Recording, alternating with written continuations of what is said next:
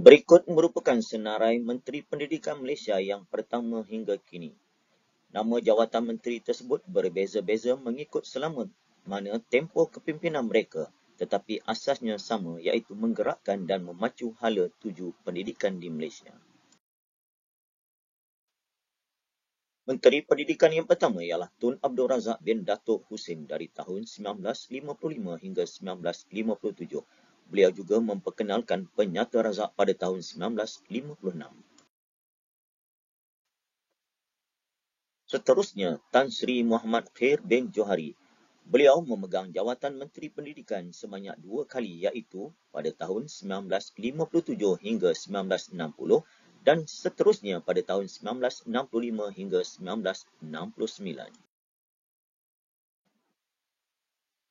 Datuk Abdul Rahman bin Talib. Beliau antara pelapor yang memperkenalkan sistem peperiksaan di Malaysia dan juga perkenalan kepada sistem pelajaran Malaysia iaitu SPM.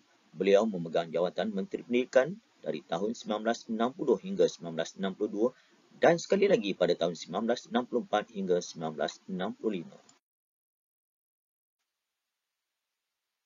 Sri Kapten Abdul Hamid Khan bin Haji Syakawat Khan dari tahun 1962 hingga 1964. Tun Datuk Patinggi Abdul Rahman bin Yaakob dari tahun 1969 hingga 1970. Tun Hussein bin On dari tahun 1970 hingga 1973. Beliau telah memperkenalkan Akta Universiti dan Kolej Universiti Auku pada tahun 1971. Tan Sri Muhammad bin Yaakob dari tahun 1973 hingga 1974.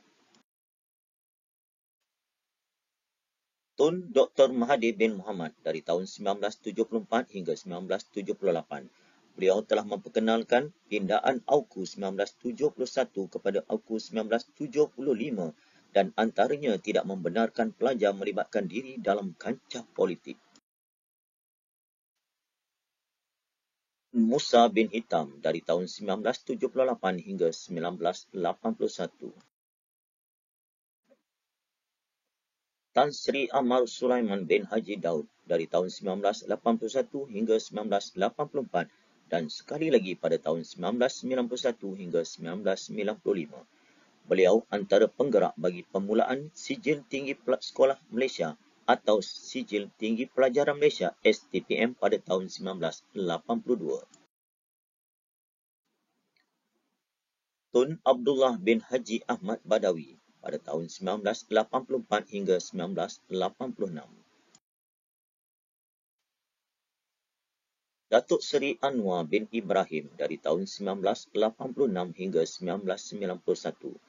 Di bawah kepimpinan beliau, ujian penilaian sekolah rendah ataupun lebih dikenali UPSR diperkenalkan pada tahun 1988 dan menggantikan bahasa kebangsaan daripada bahasa Malaysia kepada bahasa Melayu. Datuk Seri Muhammad Najib bin Tun Abdul Razak dari tahun 1995 hingga 1999. Beliau telah memperkenalkan Akta Pendidikan 1961 untuk disemak dan dipinda kepada Akta Pendidikan 1996. Beliau juga menaik taraf Maktab Perguruan Sultan Idris kepada Universiti Pendidikan Sultan Idris ataupun lebih dikenali sebagai UPSI.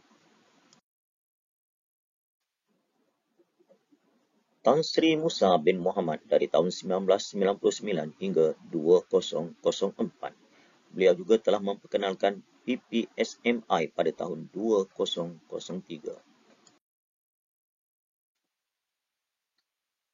Datuk Seri Hishamuddin bin Tun Hussein On dari tahun 2004 hingga 2009. Pada tahun 2008, beliau menghapuskan yuran pengajian bagi sekolah rendah dan sekolah menengah. Tan Sri Muhyiddin bin Muhammad Yassin dari tahun 2009 hingga 2015.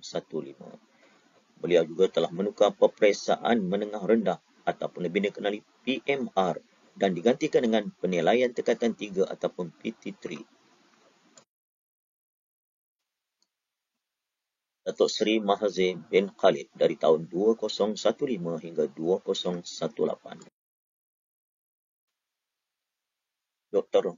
Mazli bin Malik dari tahun 2018 hingga 2020. Datuk Dr. Muhammad Razi bin Muhammad Jidin dari tahun 2020 hingga 2022.